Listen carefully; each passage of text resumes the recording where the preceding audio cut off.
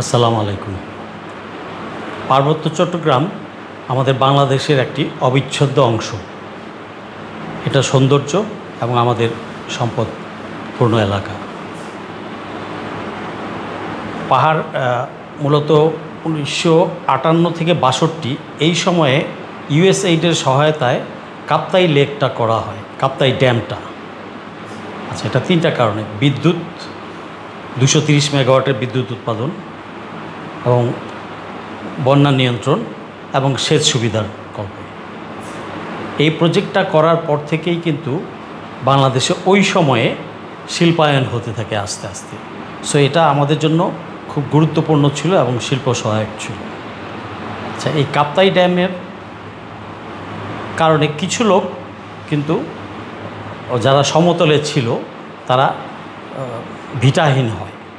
আচ্ছা, এটার জন্য কিন্তু তৎকালীন সময়ে ক্ষতিপূরণ দেওয়া হয়েছিল, কিন্তু এই ক্ষতিপূরণের টাকা এরা পেয়েছে মূলত ওই যে রাজা, কারবারি, হেডম্যান এদের পেটেই গেছে। সাধারণ যে ভুক্তভোগী ছিল তারা সেরকম পায়নি। তো স্বাভাবিকভাবেই ওই সময় একটা তাদের ক্ষোভ ছিল, যদিও তাদেরকে অন্যত্র সেটেল করা হয়েছে, বাট এটা তাদের একটা দুঃখ ছিল। তো এইটাকে পুঁজি করেই ওই সময়ে মানে তৎকালীন একটা খেলা খেলতে থাকে। তারা একটা বীজ রোপণ করার চান্স পায়। আচ্ছা, এটা পরবর্তীতে 68-এর দিকে, 62 থেকে 68-এর দিকে এই সময়ের মধ্যে তারা জনকল্যাণ সমিতি করে। পরবর্তীতে যেটা জেএসএস এটা হয়। তো এই সুযোগটা নেয় ভারত এদেরকে দেরাদুনের কাছে একটা জায়গা, চাকপাড়া, সেই জায়গাটায় তাদেরকে ট্রেনিং ক্যাম্পে ট্রেনিং দেওয়া হয়। প্রায় 50,000 মিলিটেন্টকে ট্রেনিং দেয় বিভিন্ন সময়ে। এই ট্রেনিংও দেয় তারা, অস্ত্র, গোলা বারুদ, বিস্ফোরক তারা দেয়। এটা তাদেরকে 72-এ এটা এমএন লারমার হাত ধরে এইটা পিসিজেএসএস গঠিত হয়। ওই সময়কার রয়ের প্রধান ছিলেন এমএন কাও। তার হাত ধরেই সময় ট্রেনিং এবং অন্যান্য সব কিছু শুরু করে। তো পরবর্তীতে 72 থেকে তারা আবার তাজা হয় এবং 74-এ বঙ্গবন্ধু শেখ মুজিবুর রহমান যখন আসেন তখন তারা আলাদা একটা দাবি দাওয়া পেশ করল। তো বঙ্গবন্ধু তখন উত্তর দিয়েছিলেন, শেখ মুজিবুর রহমান উত্তর দিয়েছিলেন যে তোমরা বাঙালি হয়ে যাও। এটা একটা তাদের কাছে একটা ভালো লাগেনি, ক্ষোভের কারণ হয়েছে। এরপর থেকে তারা 74 সালের প্রথম দিকে তারা একটা পুলিশের পুলিশের পেট্রোলের ওপর আক্রমণ করে, কিছু পুলিশ মারাও যায়। এরপরে 76-77 সালে এসে তারা সেনাবাহিনী কনভয়ের উপরও, রাঙ্গামাটি এবং খাগড়াছড়ি এলাকায় কনভয়ের উপরও আক্রমণ করে। আচ্ছা, 79 সালে তৎকালীন রাষ্ট্রপতি জিয়াউর রহমান তখন একটা যুগান্তকারী পদক্ষেপ নেন, যেটা ওখানে প্রচুর জায়গা আছে, তা আমাদের ঘন জনবসতি, কিছু বাঙালিকে উনি ওখানে সেটেল করেন, যেটা আমরা বলি তারা সেটলার বা বসতি, যা বাঙালি বসতি যেটা বলে। আসলে দেশটা কিন্তু সবার, এমন কোনো নাই যে এখানে থাকতে পারবে, ও ওখানে থাকতে পারবে না। এই ধ্যান ধারণাটা ভুল। বাংলাদেশে এক মাথা থেকে আরেক মাথা যাওয়ার, আপনার থাকার বা ওখানে বাড়িঘর করার বা কেনার অধিকার আপনি রাখেন একজন নাগরিক হিসেবে। তো এই যে তাদের ভিতরে একটা হিচ এবং ভারতের ইন্ধন, ভারত সেই প্রথম থেকেই, জন্মলগ্ন থেকেই এদেরকে লালন পালন করে আসছে, ট্রেনিং দিয়ে আসছে এবং অস্ত্র, বিস্ফোরক জন্ম দিয়ে আসছে। এবং এটাও দেখা গেছে যখন বাংলাদেশের সাথে একটু সমস্যা হয়, এটা সে গুটি চালে, এটা দিয়ে পাহাড়কে অস্থির করতে চায়। অথচ সাধারণ পাহাড়িরা কিন্তু শান্তশিষ্ট। তারা এই জুম চাষ করে, হাঁস মুরগি পালন করে, বেত, বাঁশ গাছ, কাঠ এগুলার নিয়ে তাদের জীবন জীবিকা নির্বাহ করে। তো তারা কিন্তু এই চুক্তি কি বা এটা কি সেটা কি এত কিছুতে যায় না। তারা সাদামাটা কিছু দুষ্ট চক্র এবং যারা এটা কামাই করে খেতে চায় ওই সময়, তারা এইটাকে পুঁজি করে এবং ভারতের ইন্ধনে আরও ভারত ফুয়েলিং করে আরও ইন্ধনে আস্তে আস্তে এটাকে বড় করেছে। আর 68-এর পরে আস্তে আস্তে 72, তারপরে 74, 76, 77, 79। আচ্ছা, আমরা অনেকেই জানি যে পাহাড়ে সবসময় বাঙালি পাহাড়িরা ছিল। পাহাড়ে কিন্তু 13টা ট্রাইব আছে, চাকমা, মারমা, ত্রিপুরা, বোমাং, তঞ্চঙ্গা, এরকম অনেকগুলো 13টা ট্রাইব আছে। তো ডমিনেটিং হচ্ছে এর মধ্যে 24% আছে হচ্ছে আপনার চাকমা, 14% আছে আপনার মারমা, 6% ত্রিপুরা, বাকিগুলা 2%, 1%, 0.07, 0.3% এরকম। তো এখানে সবাই কিন্তু শান্তিপূর্ণভাবে বসবাস করতে পারে। এই চাকমা ডমিনেটিংরা এরা কিন্তু একটু বেশি দুষ্টারি করে। যেমন মানবেন্দ্র লামা, সন্তু লামারই ভাই মানবেন্দ্র লামা মারা যাওয়ার পরে এই সন্তু লামা টেক ওভার করে এই পিসিজিএসের দায়িত্ব, এবং বিভিন্ন সময়ে টালমাটাল করে তারা পাহাড়কে অস্থির করে চেষ্টা করে। এরা বেসিক্যালি চাঁদাবাজি করে। পাহাড়ে 3টা জেলা, পার্বত্য চট্টগ্রামে 3টা জেলা 80-র দশকের প্রথম দিকে এই 3টাকে পার্বত্য জেলা হিসেবে ঘোষণা করা হয়। রাঙামাটি, খাগড়াছড়ি, বান্দরবন অ্যাডমিনিস্ট্রেটিভ জেলা ঘোষণা করা হয়। সেখানে লোকাল প্রশাসন আছে, আর্মি পরে গেছে, পুলিশ আছে, আগে থেকে ছিল। তো এই শান্তিপূর্ণ এলাকাকে ওরা নিজেদের স্বার্থে করছে, এই দাবি দাওয়া তুলে বিভিন্ন সময়ে ফলসি করছে এবং বিভিন্ন নাটকও সাজিয়েছে। যেমন রিসেন্ট যে ঘটনাটা ঘটলো, এটা যদিও 2-1টা মিডিয়া, প্রথম আলো টাইপ 2-1টা মিডিয়া রিপোর্ট করেছে ধর্ষণ হয়েছে প্রথম দিকে। আসলে পরে দেখা গেল কি যে মেয়েটা অসুস্থ হয়ে পড়েছিল, ধর্ষণ না।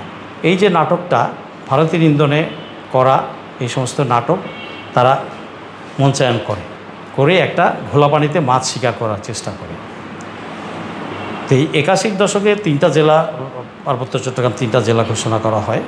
এরপর থেকে এর পরবর্তীতে পার্বত্য চট্টগ্রাম বোর্ডও গঠন করা হয়েছে। সব দিক দিয়ে ইনফ্রাস্ট্রাকচার তৈরি করা হয়েছে। আর্মি ইঞ্জিনিয়ার্স ব্যাটালিয়ন ব্রিগেড দ্বারা রিমোট এলাকাতে পর্যন্ত রাস্তাঘাট তৈরি করা হয়েছে, তাদের অনেক সুবিধা দেওয়া হয়েছে, এবং তাদের ছেলেপেলেরা কোটাতে বিভিন্ন ইউনিভার্সিটি কলেজগুলোতেও তারা পড়াশোনা করেছে। কারণ একই জাতিগোষ্ঠী আমরা, বাংলাদেশি সবাই, কেন তারা বঞ্চিত থাকবে? তো তাদের জন্য সরকার কিন্তু অনেক করেছে। কিন্তু তারপরও ওই দুশ্চক্ররা এই সাধারণ পাহাড়িদেরকে ক্যাপচার করে রাখে, তারা বিভিন্নভাবে ভুল বোঝায়। এবং ঢাকাতে একটা সুশীল কুশীল গ্রুপ আছে যারা পাহাড়ে কিছু হলেই ওই পারের দালালি শুরু করে। হ্যাঁ, পাহাড়ে এটা হচ্ছে, সেটা হচ্ছে, মানবাধিকার হরণ হচ্ছে, কত রকম বয়ান দেয়। ইচ্ছাকৃতভাবেই তারা টাকা পায়, বয়ান দেয়, যেটা সাধারণ মানুষ আমরা বুঝতে পারি না, কারণ সাধারণ মানুষ তো পাহাড়ে যায় না। আর 80-র এরশাদের সময় মিডিয়া কিন্তু রেস্ট্রিক্টেড না, মানে কম যেত।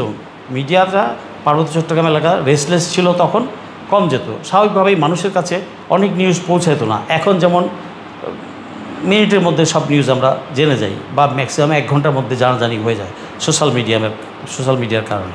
তখন কিন্তু এটা ছিল না। এটা না থাকাতে বরঞ্চ আরও ক্ষতি হয়েছে। আর্মির ইমেজে আঘাত হানতে পারছে মানুষজন। তারা এখানে ঢাকা শহরে, ক্যাপিটালের রাজধানীতে বসে যে যাই নাটক বলতো, সাধারণ জনগণ মনে করতো ওটা সত্য। আসলে সত্য না। তো এই যে অস্থিরতাটা তৈরি করে যাচ্ছে এরা নিজেদের স্বার্থে, এবং ভারতীয় প্রেসক্রিপশনে ভারত এটা সবসময় করে যাচ্ছে। সন্তু লামা একজন খুনি। আমাদের আর্মির, সেনাবাহিনীর, বিজিবির কত অফিসার সৈনিক মারা গেছে, কত অফিসার ম্যালেরিয়াতে মারা গেছে।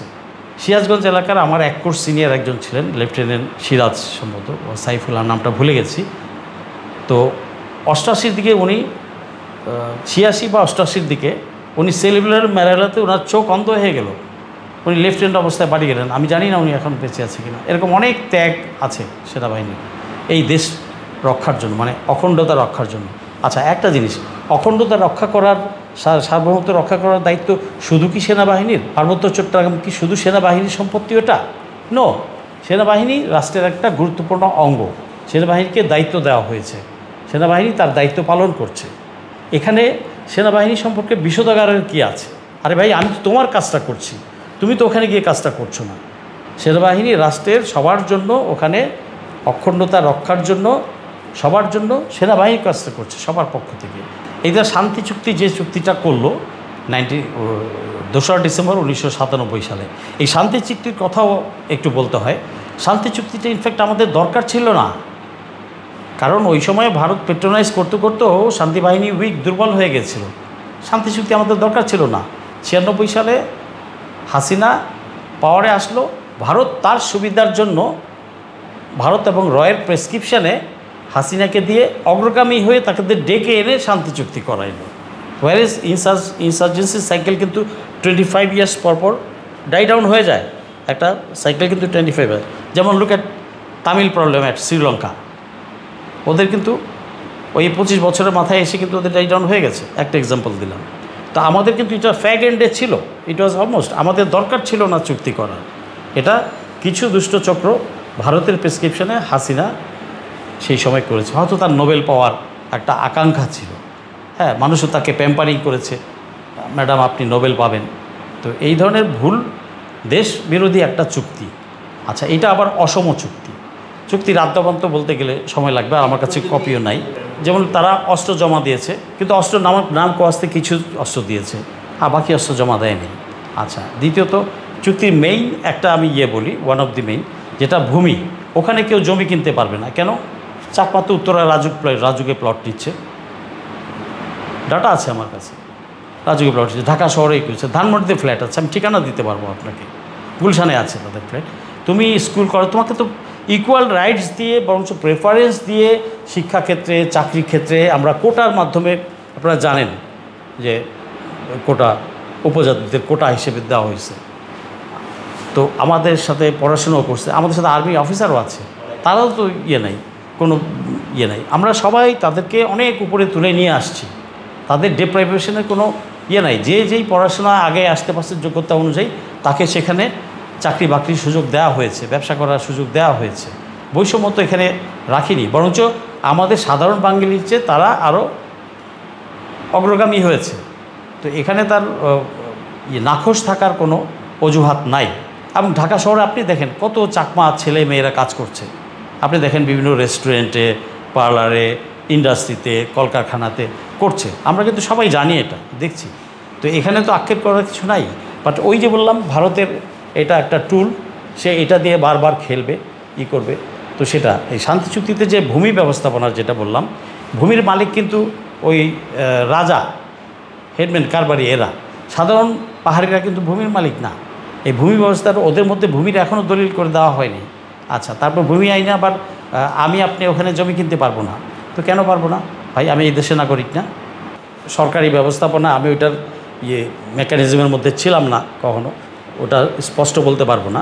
বাট ওটা হয়নি, এ যাবৎকাল হয়নি। আর চুক্তিটাই তো অবৈধ। রাষ্ট্র কিভাবে সন্ত্রাসী গোষ্ঠীর সাথে চুক্তি করে? রাষ্ট্র আরেক সাথে করতে পারে, বা দুই গোষ্ঠী কখনো চুক্তি হয়। রাষ্ট্র কখনো সন্ত্রাসীর সাথে সাইদা গিয়া আগে থেকে চুক্তি করে নাকি?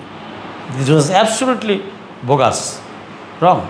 যা হোক, যেটা চুক্তি হয়েছে হয়েছে। এটার এই অসম যেগুলো আছে বা যেগুলা অসামঞ্জস্যপূর্ণ আছে, আমি আশা করব যে ভবিষ্যতে এই চুক্তিগুলা সংশোধন করে একটা মানে গ্রহণযোগ্য একটা অবস্থা তৈরি করা হয় আগামী সরকারে। এবং এটার জন্য একটা আমরা পাহাড়ি বা বাঙালি সবাই আমরা ভাই ভাই, সমতলে যারা বসবাস করি সবাই আমরা ভাই ভাই। তো এখানে একটা ভালো উন্নত ব্যবস্থা তৈরি করতে হবে। এবং পাহাড়ের দরকার হলে আরও ইনফ্রাস্ট্রাকচার ডেভেলপ করা হোক, আরও স্কুল করা হোক, কিছু কিছু ছোটো ছোটো কটেজ ইন্ডাস্ট্রি করা হোক। তারা তো তাদের জীবিকা নির্বাহের জন্য আরও উপকারী হবে, সেগুলো করা যাবে, করা হবে। কিন্তু সরকারকে তো আপনাকে সময় সুযোগ দিতে হবে। আপনি সবসময় এটাকে একটা আন্ডারস্ট তৈরি করে রাখছে একটা গোষ্ঠী, তাও সাধারণ পাহাড়িরা কিন্তু না। সাধারণ পাহাড়িরাও তাদের কাছে জিম্মি, তাদেরকেও চাঁদা দিতে হয়, তাদেরকেও চাঁদা দিতে হয়। ওখানে যত দোকানপাট, অফিস আদালত আছে বা মুভমেন্ট, ব্যবসায়ী যারা ব্যবসা করতে চায়, সবাই আপনাকে আমাকে ওপেনলি তারা স্বীকার করবে না, কিন্তু চাঁদা ছাড়া কেউ চলতে পারে না এখনও। তাহলে এইটার ব্যবস্থাপনা এই শান্তি চুক্তি করে বরঞ্চ আরও দেশের জন্য খারাপ অবস্থা তৈরি করে দিয়ে গেছে হাসিনা। পাহাড়ে শান্তি বজায় রাখা যাবে, এখানে ওদের সাথে বসতে হবে, সরকারকে বসতে হবে। সরকার তার বিভিন্ন অঙ্গ সংগঠন নিয়ে সরকারি পর্যায়ে তারা হোমওয়ার্ক করবে আগে, সেনাবাহিনীকে নিয়ে বসবে, পুলিশকে নিয়ে বসবে, বিজেপিকে নিয়ে বসবে, একটা হোমওয়ার্ক তৈরি করবে, করে তারপরে তারা পাহাড়িদের সাথে তারা বসবে যে তোমাদের কোথায় কোথায় অসুবিধা আছে দেখি, এটা বসে আলোচনার মাধ্যমে এটা ঠিক করতে হবে। এবং ও যা চাইলে, বাচ্চা আপনার কাছে অনেক কিছুই চাবে, কিন্তু আপনি কি সব কিছু তার দেওয়া সমীচীন হবে নাকি? তো ও উল্টাপাল্টা কিছু চাইলেই তো সেটা দেওয়া সমীচীন না। রাষ্ট্রের অখণ্ডতা রক্ষা করার দায়িত্ব রাষ্ট্রের। কেউ যদি কালকে যদি বরিশাল বলে আমি বিচ্ছিন্নতাবাদী হয়ে যাব, আমি বিচ্ছিন্ন হয়ে যাব, আপনি চাইলেই কি দিতে হবে নাকি? তা আমি দিব নাকি? আমার তো স্বাধীন রাষ্ট্রের মানচিত্র অখণ্ডতা বজায় রাখতে হবে। তাহলে যা ইচ্ছা তাই চাইলে, সে যে চাচ্ছে, সে তো চাচ্ছে না, তাকে দিয়ে চাওয়াচ্ছে ভারত। হ্যাঁ, তো এইখানে আরও কিছু কলকাঠি ফুয়েলিং করেছে বিভিন্ন সময়ে ইন্টারন্যাশনাল এনজিওগুলা ওদের নিয়ে। চাকমারা হচ্ছে বেসিক্যালি বুদ্ধিস্ট, আর ত্রিপুরারা হিন্দু, মারমা আর চাকমারা বুদ্ধিস্ট, বাকি আরও ছোটো ছোটো হচ্ছে বিভিন্ন ধর্মের। তো এদেরকে খ্রিস্টানাইজ করারও একটা প্রসেস তারা করেছে। আমরা বিভিন্ন সময় শুনি যে পার্বত্য চট্টগ্রাম কেটে নিয়ে ত্রিপুরা, মিজি বা সেভেন সিস্টারের একটা অংশ নিয়ে এখানে ইহুদি রাষ্ট্র বা খ্রিস্টান রাষ্ট্র তৈরি করার প্ল্যান আছে। এটা আমরা কিন্তু শুনে আসছি সবসময় অতীতেও, এবং শেখ হাসিনাও বলে গেছে এটা করতে। তো এই দুষ্টচক্র এটা এনজিওর মাধ্যমে কিন্তু ভিতরে ঢুকে। তো ইন্টারন্যাশনাল এনজিওগুলো কিন্তু এই আকামগুলা করে। তো এনজিওর কন্ট্রোল, সরকারের কন্ট্রোল রাখতে হবে এনজিওগুলোর উপরে। আমি একটা এক্সাম্পল দিই। আমি 2010-এ রিটায়ারমেন্টে আসি, জুলাইতে। তো 2010-এর মার্চ এপ্রিলের দিকে আমি কিন্তু ফ্যামিলি সহ রাঙ্গামাটিতে বেড়াতে গেলাম, তারপরে কক্সবাজার। ওই সময় আমি একজন অফিসারের সাথে আলাপ করলাম। তো সে বলল, আমি বললাম তোমরা এগুলো রিপোর্ট দাও না? তো বল স্যার রিপোর্ট তো দেই, রিপোর্ট যায় রিপোর্টের মতো, তারপরে কী সিদ্ধান্ত নেয় সরকারি উপরের পর্যায়ে গিয়ে আর হয় না। সে রিপোর্ট দিয়েছে যে এখানে এনজিওগুলা যে মিটিং করছে শান্তি চুক্তির পরে, ওরা ক্লোজ ডোর মিটিং করছে। আমাদের লোকাল প্রশাসনের, সেনাবাহিনীর বা অন্যান্য প্রতিষ্ঠানের কোনো প্রতিনিধি তারা রাখে না, বাঙালি কাউকে রাখে না। What the hell? বুঝতে পারছেন তাহলে ঘটনাটা? আমার দেশে তুমি কি করবা না করবা ট্রান্সপারেন্ট রাখো, স্বচ্ছতা বজায় রেখে কাজ করতে হবে। তো আচ্ছা, শান্তি চুক্তির পরে আরেকটা যেটা হয়েছে, আগে ওখানে যারা বাংলাদেশি বসবাস করতো, তো সেখানে ওদেরকেও কিন্তু কিছু ফ্যাসিলিটিস দেওয়া হতো, রেশন বা অন্যান্য সুবিধা দিয়ে। তো এটা কিন্তু শান্তি চুক্তির পরে ওদেরকে দেওয়া বন্ধ করে দিয়েছে। পাহাড়িদেরকে দিচ্ছে, তুমি এখানে দিচ্ছ না, এদেরকে দিচ্ছ না সাহায্য সহযোগিতা। তাহলে কেমন হলো? তাহলে তো উল্টা এদেরকে ডমিনেট করছে, এদের প্রতি বৈষম্য করছে। বরঞ্চ আমরাই পারছি না যে ওখানে যারা বসবাস করতো সাধারণ নাগরিক আছে, চাকমা, মারমা উপজাতিদের মধ্যে, এবং বাংলাদেশি যারা আছে বাঙালি, তাদের স্বার্থ রক্ষা করতে। তো এটা তো আবার নজর দেওয়া উচিত। তো এটার জন্য তো আমাদের ওই সুযোগটা তারা নিয়েছে। ওই যে আমরা 238টা ক্যাম্প শান্তি চুক্তির পরে উইথড্র করে নিয়ে আসছি, সেনা ক্যাম্প, এটার সুযোগে তারা আবার সংগঠিত হয়েছে এবং ভারতও সুযোগ পেয়েছে আরও অর্গানাইজ করে তাদেরকে। ইদানিং তাদের আমরা মাঝে মাঝে ফেসবুকে কিন্তু দেখি তারা জম্মু ল্যান্ড এই চায়, জম্মু আর্মি, এই ধরনের অনেক কিছু আমরা দেখি প্রোপাগান্ডা। তো তলে তলে যে করে নাই তা কিন্তু না। সন্টু লারমা খুনি, সে কতগুলা খুন হয়েছে, কতগুলা হত্যা করেছে সেনাবাহিনীকে, বাঙালিকে। একটা 86 সালে এক বাঙালি পাড়ায় তারা 400 একসাথে পুড়ায় মারছে। ও তো খুনি, ওকে মন্ত্রী মর্যাদা দেওয়া হচ্ছে কেন? ও যায় আসে ঘুরে ফিরে, সেই কবে থেকে সে মন্ত্রী মর্যাদাই গ্রহণ করে বসে আছে। সরকার চেঞ্জ হয়, সে মন্ত্রী থাকে। বাহ, কি মজা, তামাশা। তো কেন ওকে এত প্রোটোকল? সে তো একটা খুনি, সন্ত্রাসী। তাকে আইসিটিতে, আইনের আওতায় এনে আইসিটিতে বিচার করতে হবে। আইসিটিতে তাকে বিচার করতে হবে, এটা আমি জোর গলায় বলছি। সে কত অফিসারকে হত্যা করেছে, কত সৈনিককে হত্যা করেছে, কত সিভিলিয়ানকে হত্যা করেছে ওখানে। সে ইভেন উপজাতি গোষ্ঠীদের মধ্যেও অনেককে হত্যা করেছে। সে এই হত্যার দায় তাকে নিতে হবে এবং তাকে আইনের আওতায় আনতে হবে এবং তাকে বিচার করতে হবে। তো এইগুলার আপনার পাহাড়ের শান্তি, এখন আপনার স্বাভাবিকভাবে প্রশ্ন আসবে, পাহাড়ি শান্তি কিভাবে আসবে? অবশ্যই পাহাড় শান্তই ছিল, পাহাড়কে আনতে হবে শান্তিতে। পাহাড় আমাদের অবিচ্ছেদ্য অংশ, এটা আমাদের সম্পদ। পাহাড়ি মানুষরাও আমাদের সৌন্দর্য, সবাইকে নিয়ে আমরা বসবাস করবো এবং সবার জন্য করতে হবে। আমি পাহাড়ে গুইমারা রিজিয়নে ছিলাম। এটা দেখবেন যেখান থেকে হাটাজারি পরে ফটিকছড়ির পরে গিয়ে নয়াবাজার ক্যাম্প, এটা থেকে শুরু হয়। এখানে নয়াবাজার টি এস্টেট আছে।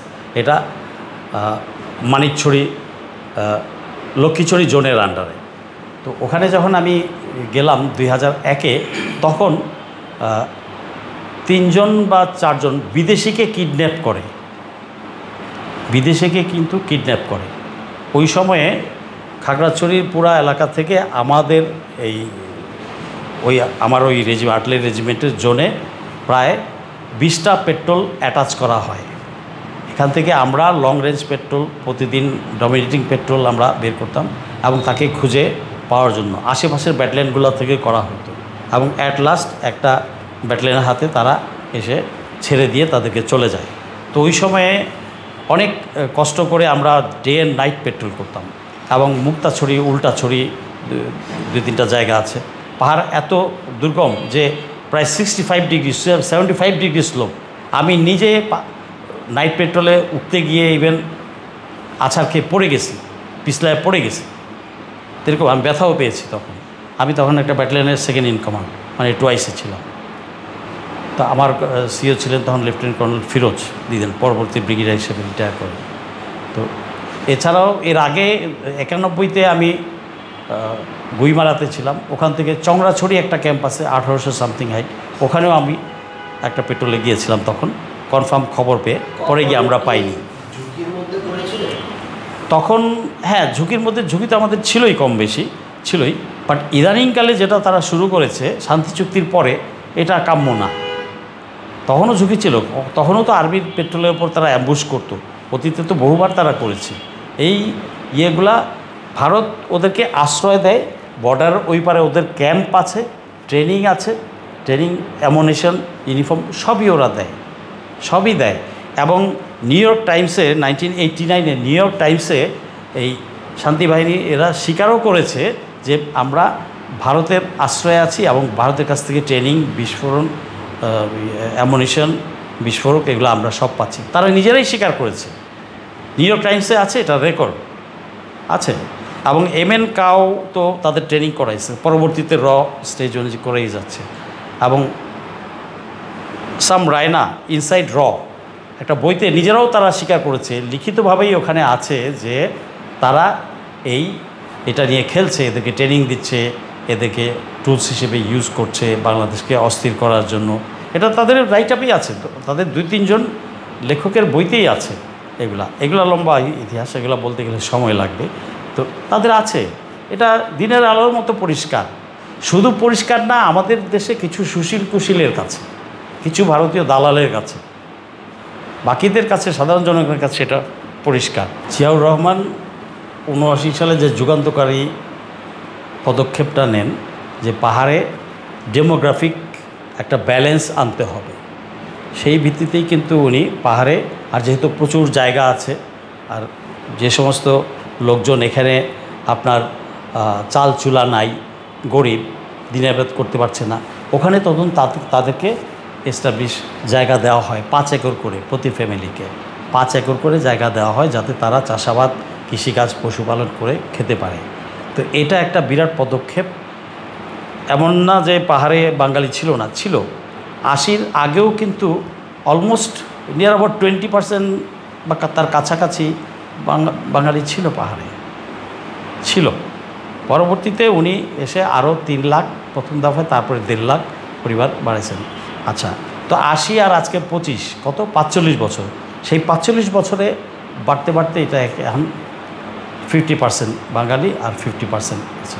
টোটাল ওদের পপুলেশন কত, অ্যারাউন্ড 10 লাখ বা সহ 10 to 15 লাখ, এর রেশিও এখন 50-50। তো 3টা জেলার জিয়া যে পদক্ষেপ প্ল্যানিংগুলো করে গেছিলেন, ইনফ্রাস্ট্রাকচার ডেভেলপ করা, স্কুল কলেজ করা, এগুলো তো করে গেছেন, উনি শুরু করে দিয়ে গেছেন। কপাল খারাপ, ওনাকে আমরা পাই নাই, উনি থাকেন। উনি থাকলে উনি ভিশনারি লিডার ছিলেন। বাংলাদেশে একজন এই পর্যন্ত আমরা যতগুলো লিডার পেয়েছি তার মধ্যে he was one of the finest honest, দেশপ্রেমিক, ভিশনারি লিডার। আমাদের দুর্ভাগ্য যে আমরা তাকে হারাইছি।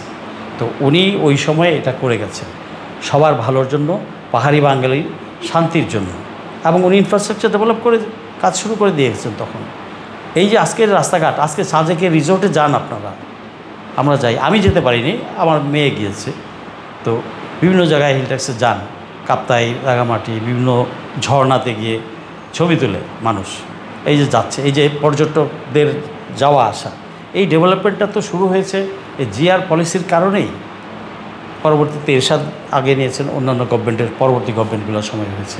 এবং আমি মনে করি যে হিলট্যাক্সে ট্যুরিস্ট অ্যাক্টিভিটিস, ট্যুরিজম সেক্টরে আরও বিনিয়োগ করার অবকাশ রয়েছে, এবং ওখানে ছোটো ছোটো কটেজ ইন্ডাস্ট্রিজ, হস্তশিল্পের আরও প্রসার ঘটাতে হবে, যাতে মানুষ কৃষির পাশাপাশি এগুলো পাহাড়ি বাঙালিরা সবাই মিলেমিশে করে আমাদের আরও ইকোনমিতে তারা অবদান রাখতে পারে।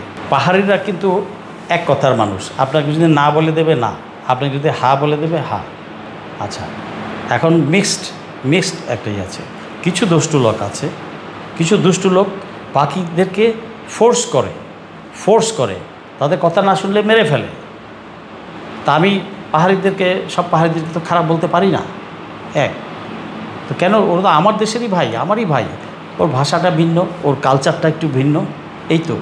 ও তো বাংলায় কথা বলে, ও নিজেদের মধ্যে হয়তো তাদের ভাষায় কথা বলে, আবার যখন আমাদের সাথে কথা বলে ও তো বাংলায় পড়াশোনা করে, স্কুল কলেজে বাংলায় পড়াশোনা করছে। তো সে তো আমার শত্রু না, ও তো আমারই জনপদ, আমারই দেশেরই অংশ। আর তাকে আমি বাদ দিব কেন তাকে ডিপ্রাইভ করব? ডিপ্রাইভ করার তো প্রশ্নই ওঠে না। বরঞ্চ আপনারা দেখেছেন গত 40 বছরে তাদের বিভিন্ন কোটা সুবিধা দিয়ে তাদেরকে কতটা আপলিফ্ট করা হয়েছে। ঢাকা ভার্সিটি, সবগুলা ভার্সিটিতে, সবগুলা কলেজে, বিভিন্ন টেকনিক্যাল ইনস্টিটিউশনে, সব জায়গায়, নার্সিং পেশায়, সব জায়গায় সর্বত্র তারা কাজ করছে। কোথায় কাজ না করছে বলেন? সব জায়গায় করছে। তাদের সুযোগ দেওয়া হচ্ছে, তো তাদেরকে তো বিন্দুমাত্র কর্মক্ষেত্রে কোথাও বঞ্চিত করা হচ্ছে না, বরঞ্চ তাদেরকে আরও আরেকজন বাঙালি ছেলে পাস মার্ক যদি 60 ধরা হয়, তাকে 40 পাইলেও তাকে বিশেষ কোটায় নেওয়া হচ্ছে। তা এই যে বলে প্রোপাগান্ডা করে, এটা হচ্ছে সব ভারতের প্রেসক্রিপশন, এবং তাদের দালাল যারা আছে এই উপজাতি গোষ্ঠীর মধ্যে তারা এছাড়া সাধারণ পাহাড়িরা খারাপ না। সাধারণ পাহাড়িরা মিলেমিশেই থাকতে পছন্দ করে, তারা বেসিক্যালি শান্তিপ্রিয়, মিলেমিশে থাকতে পছন্দ করে। সো এটা করতে হবে, এবং এটা শান্তি আনয়ন খুব একটা কঠিন কোনো ব্যাপার না। এটাকে সরকারকে একটা জিনিস দেখেন, এটা সেনাবাহিনীর ঘাড়ে দিয়ে বাকি পলিটিশিয়ানরা দেখেন সব দূরে সরে আছে। আমাদের রাজনৈতিক নেতাগুলোদেরকে এটার ব্যাপারে কনসার্ন হতে হবে। সে যে এই দেশে রাজনীতি করে, জনগণের ভোট নিয়ে করে, but he is not concern. সে তার ব্যবসা নিয়ে, তার পলিটিক্স নিয়ে করছে। বাট আপনি যে কোনো একটা পলিটিশিয়ানকে জিজ্ঞেস করেন সে কতটা কনসার্ন, আপনি নিজেই আলাপ করলে বুঝতে পারবেন যে হিলট্যাক্স সম্বন্ধে সে কতটুকু জানে বা জ্ঞান রাখে, বা পাহাড়িদের সম্বন্ধে। এটা আমরা অতীতে যা হয়েছে। এখন থেকে প্রতিটা রাজনৈতিক দলের সিনিয়র নেতাদেরকে অবশ্যই হিলট্যাক্স নিয়ে কনসার্ন হতে হবে, কারণ it is part and parcel of Bangladesh. এটাকে বাদ দিয়ে তার চিন্তা চেতনা রাজনীতি করলে চলবে না। মনে করবে সেনাবাহিনী দেখবে, no, you are the master, you are directing the nations. আপনি নেশন লিড করছেন, আপনি নেতৃত্ব দিচ্ছেন সব এলাকার, সব জনপদের। তা আপনি পাহাড় সম্বন্ধে জানবেন না কেন? এই জনপদ সম্বন্ধে জানবেন না কেন? এটার প্রবলেম হলে এটার সলিউশন তো আমাদের করতে হবে। রাজনীতি, সেনাবাহিনী, BJP, police, they are the গভর্নমেন্টের অঙ্গ প্রতিষ্ঠান, তারা ইমপ্লিমেন্ট করবে গ্রাউন্ডে। বাট এটার মাথা চিন্তা তো আপনাকে নিতে হবে। তো দেখা গেল যে আমাদের কোনো পলিটিশিয়ানরাই কনসার্ন না। ইদানিংকালে কিছু ইয়াং পলিটিশিয়ানদের মধ্যে এটা দেখা যাচ্ছে, বাট সিনিয়র পলিটিশিয়ানদের ব্যাপারে তারা দে আর নট বদার, তারা কথা বলে না। এই যে এটা হলো, কয়জন বক্তৃতা দিচ্ছে বলেন? কয়জন এটা নিয়ে কনসার্ন প্রকাশ করেছে? কয়টা দলের হোতারা প্রকাশ করেছে? তারা ওই বিভিন্ন ফুর্তি ঘুরতেছে, পূজার ছুটিতে বিভিন্ন জায়গায় যাচ্ছে, মিষ্টি খাচ্ছে, প্রসাদ খাচ্ছে, ঘুরছে। আমি বলি না যে পূজাতে ওখানে যাবে না, ওদেরকে দেখতে বা অবশ্যই যাবে, কিন্তু তুমি তো ঘরে বসে মিডিয়াতে বা একটা concern you can express your concern. তারা তো করে নাই, নোবডি। খালি সেনাবাহিনীর দোষ, সেনাবাহিনী মানবতার বিরুদ্ধে অপরাধ করছে, এই করছে, সেই করছে, কত কিছু কথা। আমি আজকেই একটা মেইল দেখছিলাম, বিদেশি একটা পত্রিকাতে এই ঘটনাটা করছে যে আর্মি পুলিশ মিলে নাকি ওখানে ঘরবাড়ি পুরাচ্ছে, করছে, এবং এটা কনফার্ম করেছে কে 3 জন মারা গেছে, একজন কতজন অসুস্থ, কতজন হাসপাতালে, এটা একটা ফলস ফেব্রিকেটেড রিপোর্ট বের করেছে। আমি দুপুরে একটা মেইলে দেখছিলাম, একজন আমাকে পাঠিয়েছে, তো দেখলাম বিদেশি রোহিঙ্গা বা মায়ানমারের একটা কনসেন্ট্রেটেড একটা রিপোর্ট, ওইটার মধ্যে করছে, তো প্রচুর করছে, এবং তারা ইন্টারন্যাশনাল কমিউনিটির কাছে আমাদেরকে হেয় করার প্রতিপন্ন করছে, এবং ওইটা গ্রাউন্ডে কনফার্ম করেছে কে? আমাদের প্রথম আলো। ওয়াই? প্রথম আলোকে তো আইনের আওতায় আনতে হবে। আমাদের গোয়েন্দা সংস্থাগুলোকে আমি বলবো যে আপনারা এটা দেখেন এবং তাদেরকে আইনের আওতায় আনেন। কেন ফলস রিপোর্ট দেয়? প্রথম আলো আজকে থেকে ব্যবসা শুরু করেছে, প্রথম আলো, ডেইলি স্টার, এরা বিভিন্ন জিনিস প্রমোট করে। আমাদের মুসলিম প্রধান দেশে তারা উল্টাপাল্টা অনেক জিনিস প্রমোট করে আসছে বিভিন্ন সময়ে। ভাই, এলজিবিটি প্রমোট করে, এটা করে, সেটা করে। What is this nonsense? তাদেরকে তো এই দেশের কালচার রেসপেক্ট, তার কি আমাদের, তুমি ভারতের পত্রিকা হয়ে এখানে কাজ করছো, এটা কিভাবে হয়? এটার জন্য সে পার পেয়ে যাচ্ছে, বারবার পার পেয়ে যাচ্ছে। প্রথম আলো, ডেইলি স্টার, এই ধরনের আরও যে কয়েকটা আছে, এদেরকে মানে আইনের আওতা আনতে হবে। আপনি একজন সাংবাদিক ভাই, আপনি তো ভাই আমারই ছোট ভাই, আমাদেরই সন্তান, দেশটা তো আপনারও। এবং গত জুলাই আন্দোলনে আপনারা খুবই ভালো ভূমিকা রেখেছেন, সাংবাদিকও 6 জন মারা গেছে। তাহলে এর আগেও গত 16 বছরে কত সাংবাদিক প্রাণ হারাইছে, কত দৌড়ে পড়েছিল, কত সাংবাদিক দেশ হারা হয়েছে। কেন? দেশটা তো আমাদের সকলের। এই মিডিয়া হাউসগুলোকেও, আমাদের গ্রাউন্ডে যে ছেলেপেলেরা কাজ করে তারা সৎ, তারা সঠিকভাবেই রিপোর্ট দেয়, কিন্তু এই মিডিয়া হাউসগুলো হচ্ছে মাফিয়াদের হাতে। এই মাফিয়ারা কিন্তু সব খবর ছাপতো না, হাসিনাকে তেল মেরে যেত এবং উল্টা ভুল নিউজ দিত, এবং জঙ্গি নাটকটা মঞ্চায়ন করতো এবং এটাকে প্রমোট করতো প্রথম আলো গংরা। ওয়াই? প্রথম আলো, ডেইলি স্টার, গংরা, এটা তো এখন দিনের আলোর মতো পরিষ্কার সবার কাছে। But they have not been taken into task. তাদেরকে তো আইনের আওতায় আনতে হবে। দেশটা কি আমরা ইজারা দিয়েছি নাকি? নাকি 2-3টা পত্রিকার কাছে আমরা জিম্মি হয়ে থাকবো জনগণ? ওয়াই? আর না হলে জনগণ একটা সময় আসবে নেপালি স্টাইল ইমপ্লিমেন্ট করবে এই সমস্ত গাদ্দারদের বিরুদ্ধে, এবং সেটাই দরকার। সেটা ছাড়া লুক এট নেপাল, তাও তো স্মার্টার, 36 ঘন্টায় ইমপ্লিমেন্ট করে দিয়েছে। আমাদের মানুষ শান্তিপ্রিয়, যে জন্য তারা 5ই আগস্টে এসে থেমে গেছে। তারা কোনো ক্ষয়ক্ষতি করে নাই, কাউকে ধোলাই দেয় নাই, কাউকেই করে নেই। তো এই ওই চ্যাপ্টারে আমি যাচ্ছি না। তো এখন হিল ট্যাক্সের শান্তি ফিরে আনতে হলে সরকারকে বসতে হবে, সরকারকে প্ল্যান করতে হবে, হোমওয়ার্ক করতে হবে, তার বিভিন্ন এজেন্সি নিয়ে, প্রতিষ্ঠান নিয়ে, আর্মিকে নিয়ে। মূলত না, সরকার চাইলে যে কোনো জনপদ থেকেই সে 1-2 করে প্রতিনিধি নিতে পারে। সাবেকটা কি পচা নাকি? সাবেকটা তো ইউনিফর্ম ছেড়ে এসেছে বলে আমি সাবেক বলছি। সাবেকের অভিজ্ঞতা, এক্সপিরিয়েন্স আছে না, এটাকে তো আপনি কাজে লাগাবেন। এটা তো আপনার জন্য অ্যাসেট। যারা রিটায়ার্ড পিপল এখনও সুস্থ সবল আছে বিভিন্ন সেক্টরে, দে আর অ্যাসেট ফর দি নেশন।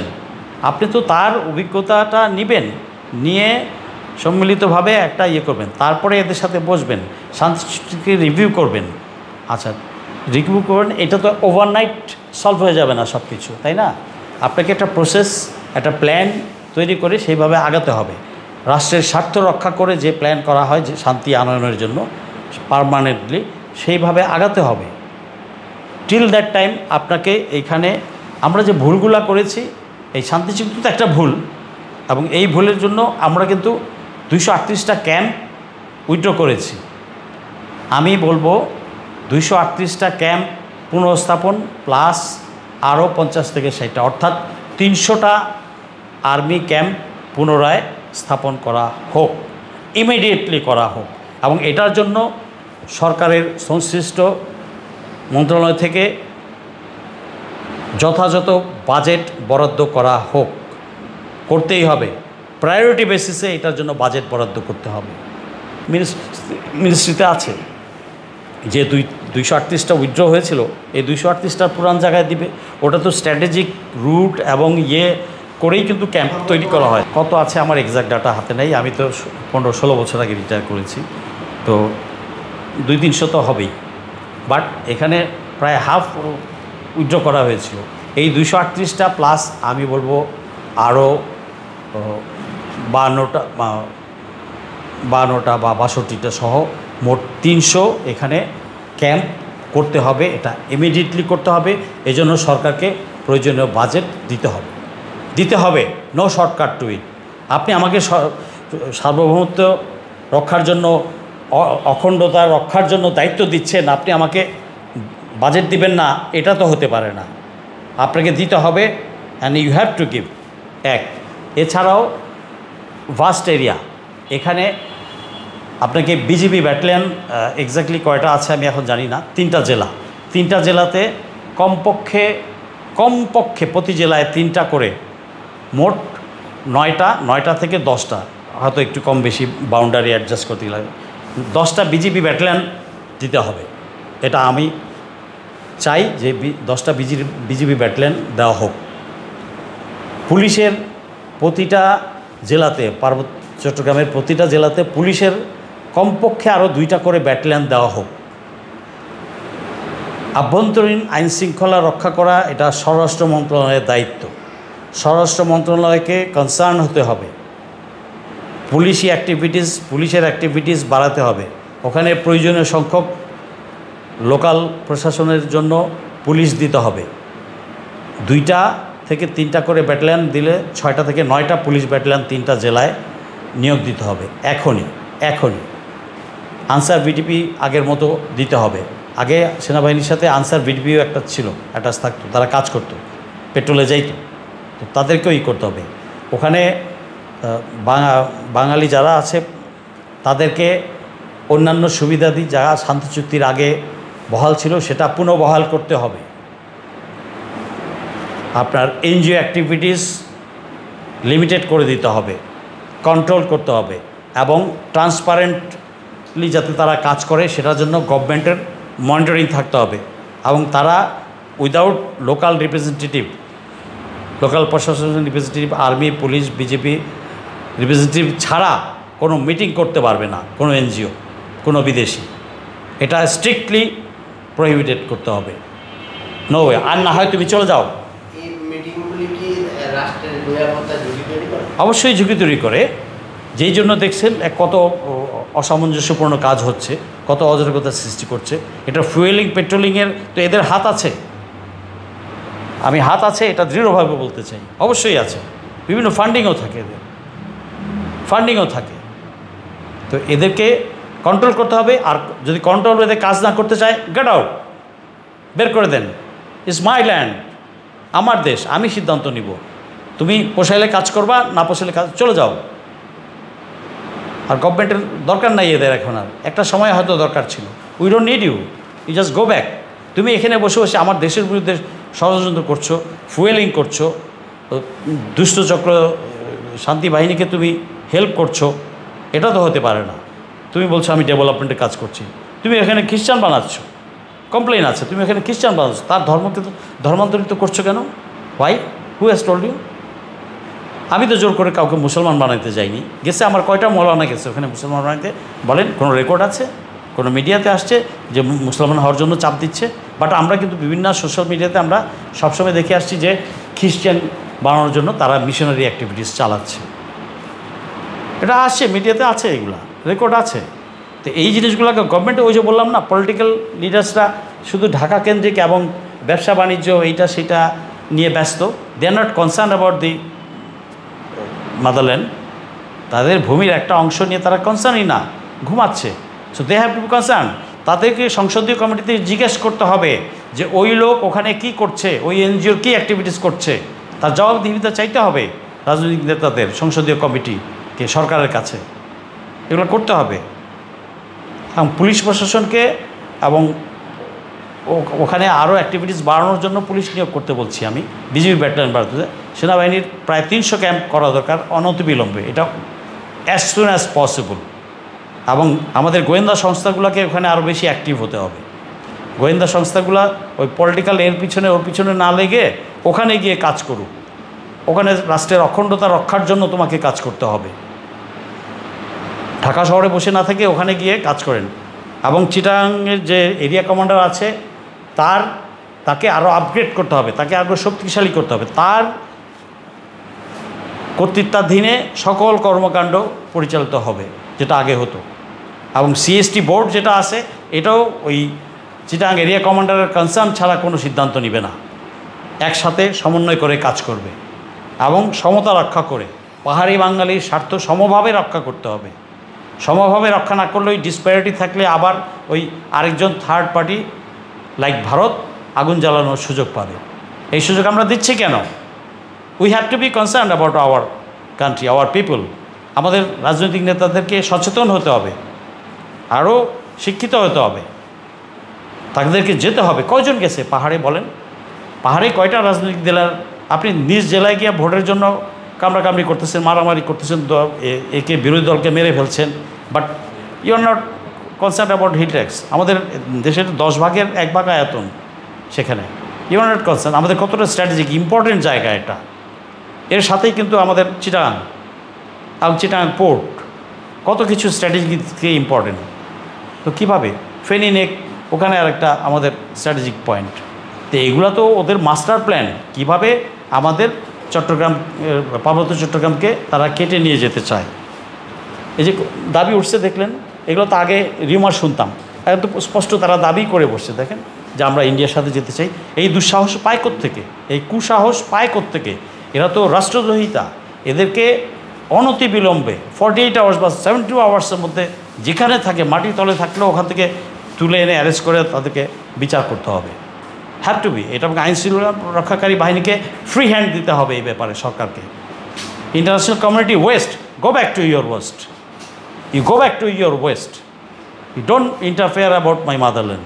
আমার দেশের আভ্যন্তরীণ বিষয়ে তুমি নাক গলাবা না। এই সমস্ত নাক গলানো বন্ধ করার জন্য সবার আগে এনজিওগুলোকে ওখান থেকে শাট আউট করতে হবে। Get lost, get lost, enough is enough. তোমাদের আর দরকার নাই। আমার দেশের কৃষি পণ্য করে ওখানেই চাষাবাদ করে বিরাট ওখানেই করা যাবে।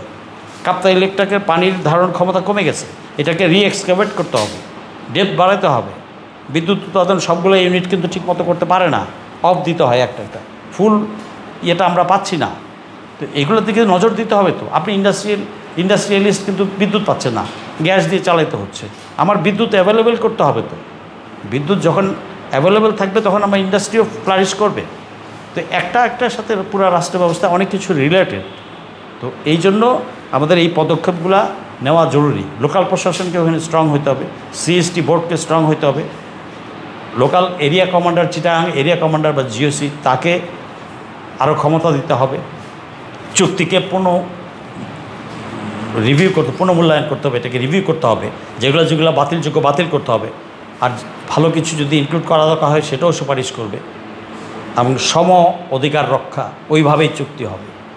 এখানে কোনো চলবে না। এটা আমার দেশ, পাহাড়ি বাঙালি সবাই আমরা বাংলাদেশি, আমরা সবাই ভাই ভাই, একসাথেই দেশের উন্নয়ন করব, একসাথে মিলেমিশে থাকব, অন্য কেউ যাতে হাত দিতে না পারে। এবং যারা অলরেডি ভারতে বিভিন্ন সময় গেছে, সন্তুল্লাহ ভাই সেদিনও ভারতে গেছে, এখনও মনে হয় সে ভারতেই রয়ে গেছে, তাকে ধরে এনে আইসিটিতে তার বিচার করতে হবে। এবং ওর সাথে আরও সাংবাদিক যারা আছে সেদেরকে ধরতে হবে। আমি চাই, আমি কেন, পুরা জাতিই চায়, because we are concern about our motherland. তাদের এই দুষ্টচক্রগুলোকে ইমিডিয়েটলি ধরে তাদেরকে সকলগুলো আইনের আওতায় আনতে হবে, যাতে ভবিষ্যতে আর কেউ এই ধরনের দুষ্টামি না করতে পারে। কত আর্মি এখানে জীবন দিয়েছে, কত বিজেপি পুলিশ জীবন দিয়েছে, কত বাঙালি জীবন দিয়েছে, কত উপজাতি, ছোটো ছোটো উপজাতি পাহাড়িগুলোও কিন্তু ওদের কাছে জিম্মি হয়ে থাকে, জীবন দিয়েছে। এই সমস্ত আর ফাইজলামি এই জমানায় এসে আর আমরা হতে দিব না।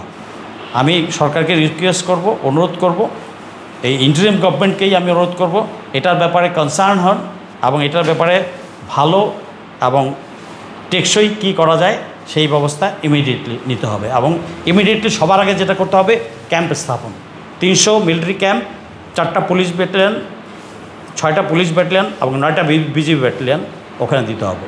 লোকাল প্রশাসন, সিভিল প্রশাসন, ডিসি, এসপি, ইউনো, এদেরকে আর্মির সাথে সমন্বয় করে কাজ করতে হবে। একসাথে এক সুরে সবাই গান গেতে হবে, কথা বলতে হবে।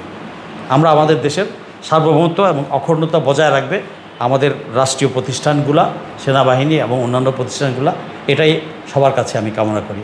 ধন্যবাদ।